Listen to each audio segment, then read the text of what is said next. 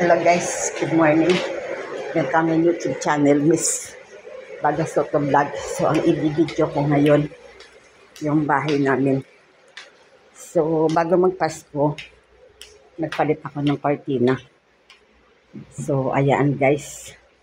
Terno-terno yan. So, ayan. Magpatahi ako ng kortina sa driver namin. Ang sabi ko kay Kuya Mike, lagyan ng raffle. Raffle sa taas ba? So, hindi naman niya nilagyan. Pati lamisa. Ayan ang sapin ng lamisa.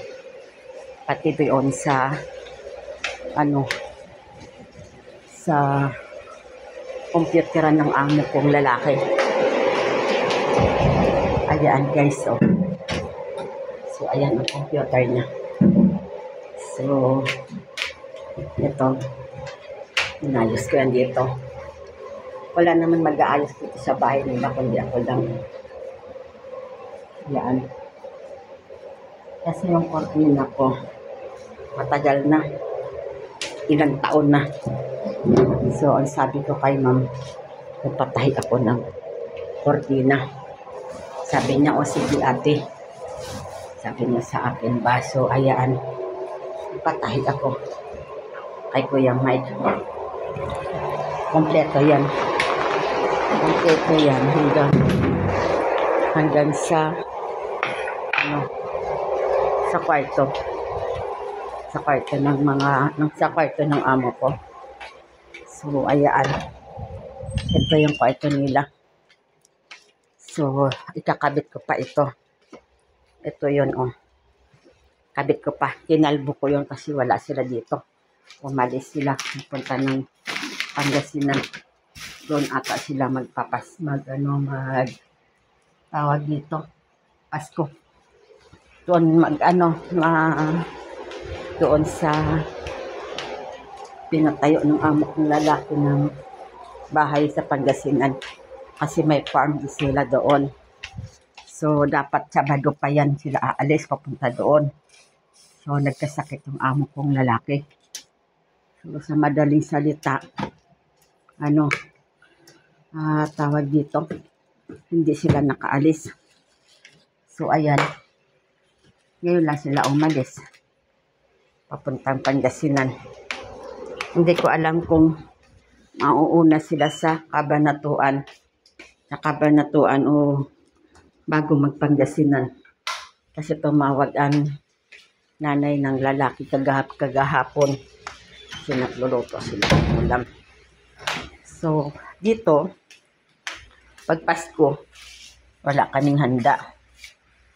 Tama lang yung ulam sa gabi. Para pangkain lang. Hindi kagaya dyan sa Maynila na pagdating ng alas 12, magpapansit or mag-spaghetti or what. So, dito, wala. Pag may bisita, todo handa sila. Sa pagkain, magluluto, magganito ka. Ganon, kahit hilaw-hilaw, madalian ng luto, tapos hindi naman makain ng bisita, tapon lahat.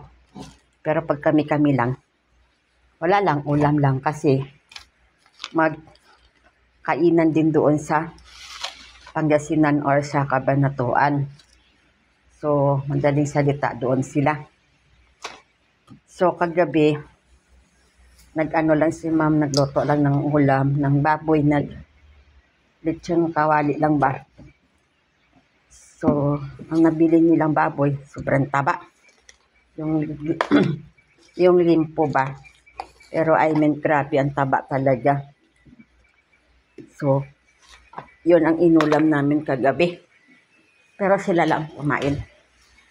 Nainis kasi ako, diba na kumain sila, ay habang tinotorbo, nabante ang amo ko. So, umakit ako sa taas. Pag-akit ko sa taas, so, inang tawag dito, naluto na, pinagkadya na. So, bumaba ako kagabi. Paghugas lang ng plato. Kasi sobrang lamig ito. Grabe ang ulan dito. Sobrang lakas ng ulan. Kaya makita ko sa taas. Kasi siya na naman ang naka-ready naman ang lamisa eh. Pero naka-ready naman ang lamisa. So, sila na ang nagtadtad. Sila na ang kumain. Tapos bumaba na ako. So, pagkatapos ko hugas, mga 9 o'clock, makit na ako sa taas. Natulog na ako kasi sobrang lakas ng ulan. So, hanggang dito na lang ang aking video. Bye-bye. God bless. Ingat po kayo. Merry Christmas to all mga guys.